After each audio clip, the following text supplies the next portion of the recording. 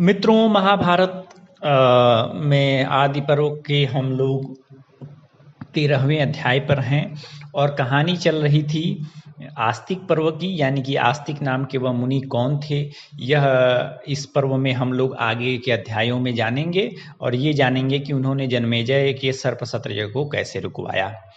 तो कहानी में जैसा कि हम आगे बढ़ते हैं कि शौनक ऋषि ने सूत जी से पूछा कि राजा जो जन्मेजय थे उन्होंने क्यों सर्पों को नष्ट करवाया। ये कहानी तो रुरु को उनके पिता प्रमति ने बता दी, लेकिन सूत जी ने तो शौनक को बताई नहीं। तो शौनक जी ये पूछना चाहते हैं कि वह कहानी क्या थी, वो हम भी जानना चाहते हैं। आप बताइए कि वह आस्तिक ऋषि कौन थे, जन्मेजय का सर्पसत्र कैसा था, सारा डिटेल में बताइए। तो उग्रश्रवा ऋषि यानी सूत जी बोले कि आस्तिक का उपाख्यान यानी आस्तिक की कथा तो बहुत बड़ी है, तो जैसा हम सुने हैं वैसा सुनो, तुमको भी बताते हैं। यह जो इतिहास है आस्तिक ऋषि का, सबसे पहले मेरे पिता लोमहर्षण को व्यास जी ने सिखाया था। तो ये बात याद रखिए कि वेद व्यास जी के मेधावी शिष्य थे लोमहर्षण जी, और लोमहर्षण के लड़के थे उग्रश्रवा जी, जिनको सूत जी कहते हैं।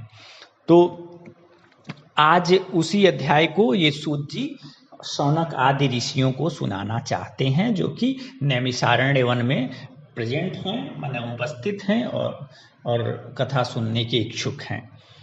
तो आस्तिक के जो पिता थे वह बहुत ब्रह्मचारी और आहार विहार पर नियंत्रण रखने वाले थे, यानी कि खाना वाना बहुत संतुलित खाते थे और उग्र तपस्वी थे।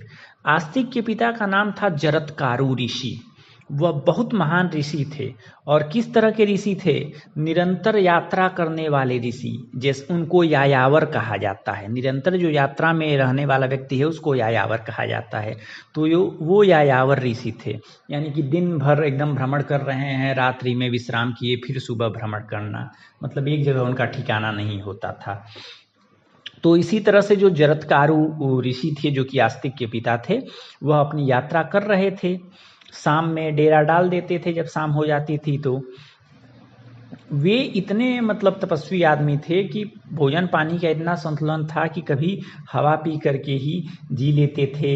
वह निद्रा तक पर भी अपनी विजय प्राप्त कर चुके थे। ऐसे ही घूमते घूमते उन्होंने देखा कि उनके जो पितामह लोग थे, यानी बाबा दादा परदादा लोग, वह पैर ऊपर किए और सर को नीचे किए हुए एक विशाल गड्ढे में लटक रहे थे। उसको देख करके जरत्कारु ऋषि ने पूछा कि भाई आप लोग कौन हैं और क्यों इस गड्ढे में उल्टा लटके हुए हैं, आप लोग अपनी कहानी बताइए। तो पितर लोग बोले कि हम लोग यायावर नाम के मुनि हैं और हम लोग इसलिए उल्टे पड़े हैं क्योंकि हम लोग ये देख रहे हैं कि हमारी संतान परंपरा अब नष्ट होने वाली है। हमारा एक ही संतान बचा है हमारे वंश में, जिसका नाम है जरत्कारु, लेकिन वह अभागा तपस्या कर रहा है, संतान उत्पत्ति की ओर ध्यान ही नहीं दे रहा है। इसीलिए हम लोग इस गड्ढे में लटके हुए हैं। तो उनकी बात सुनकर के जरत्कारु ने कहा कि अच्छा, हे महात्माओं, आप ही लोग मेरे पितामह और पूर्वज हैं। मैं खुद वही जरत्कारु हैं जिसकी आप लोग बात कर रहे हैं। आप बताइए कि मैं आपकी क्या सेवा करूं। तो पितर बोले, हे बेटे, अपने कुल की संतान परंपरा को बचाने के लिए तुम विवाह करो, यही हम लोग चाहते हैं। क्योंकि जो भी इस लोक में पुत्र वाला होता है, यानी जिसके भी पुत्र पौत्र होते हैं, उसकी उत्तम गति मानी गई है। और उसकी जो गति होती है, मतलब जो स्वर्ग मिलता है, या यूँ कहिए कि अच्छी आध्यात्मिक उन्नति होती है, वह तपस्या करने वालों की भी नहीं मानी गई है। यानी इस तरह पितरों ने उनको प्रेरित किया कि संतानहीन व्यक्ति, जैसे कि लोग, बहुत लोग होते हैं जो कहते हैं महाराज हम गृहस्थ आश्रम छोड़ करके पूजा पाठ में लगना चाह रहे हैं। तो इस माध्यम से ये बताया गया है कि आप गृहस्थ आश्रम में रहिए, अपने धर्म का पालन करिए, और तो भी आपकी अच्छी उन्नति होगी। तपस्या जरूरी नहीं है कि तपस्या ही में लग जाइए और विवाह वगैरह मत करिए। तो इस तरह उनके पितरों ने प्रेरित किया कि हे पुत्र, हमारी आज्ञा यही है कि तुम संतान उत्पत्ति पर ध्यान दो और यही मेरे हम लोगों के लिए अच्छा होगा। तो जरत्कारु ने कहा, हे पितरों, मैंने तो ये निश्चय किया था कि न कभी शादी करूंगा न ही धन का संग्रह करूंगा। तो अगर आप लोग कहते हैं तो विवाह तो करूंगा, लेकिन एक शर्त होगी, जो कुंवारी कन्या होगी वह ऐसी ही होगी जिसका नाम जरत्कारु हो, जो कि मेरा नाम है उसका भी नाम जरत्कारु होना चाहिए। उसके भाई परिवार के लोग खुद उस कन्या को मुझे भिक्षा की भांति दान कर दें, तभी मैं उस कन्या के साथ शास्त्रीय विधि से शादी करूंगा। क्योंकि मैं तो दरिद्र हूं, मुझे मांगने पर कोई पत्नी भीख के रूप में क्यों देगा। लेकिन अगर कोई ऐसा देता है तभी मैं शादी करूंगा, और कोई दूसरा उपाय से मैं शादी नहीं करूंगा। और उस लड़की के गर्भ से जो लड़का होगा उससे हमारा वंश आगे बढ़ेगा, फिर आप लोगों का उद्धार हो जाएगा। इसलिए हे पितर, आप लोग अपने अपने स्थान को लौट जाइए। इस तरह से 13वां अध्याय समाप्त होता है, जिसमें जरत्कारु ऋषि अपने पितरों से संवाद कर रहे हैं। 14वें अध्याय की तरफ बढ़ते हैं। तो जो जरत्कारु ऋषि हैं उनको लगा कि भाई अब हमें पत्नी की प्राप्ति करनी ही चाहिए, शादी करना ही चाहिए, क्योंकि हमारे पितर बहुत कष्ट में हैं, वो चाहते हैं कि वंश परंपरा बनी रहे। तो वह इसी तलाश में चारों ओर घूमने लगे, और एक भीषण वन में जा करके वह कन्या की भिक्षा के लिए 3 बार पुकार लगाए कि कौन है जो अपनी भिक्षा के रूप में अपनी कन्या को देगा। तो उसी समय जो नागों के राजा हैं वासुकी, वह अपनी बहन को लेकर के मुनि के पास आए और बोले, महाराज, हम भिक्षा देना चाहते हैं, मेरी बहन को भिक्षा के रूप में ग्रहण कर लीजिए। लेकिन जरत्कारु ऋषि की तो शर्त थी कि लड़की का भी नाम वही होना चाहिए जो इनका नाम है।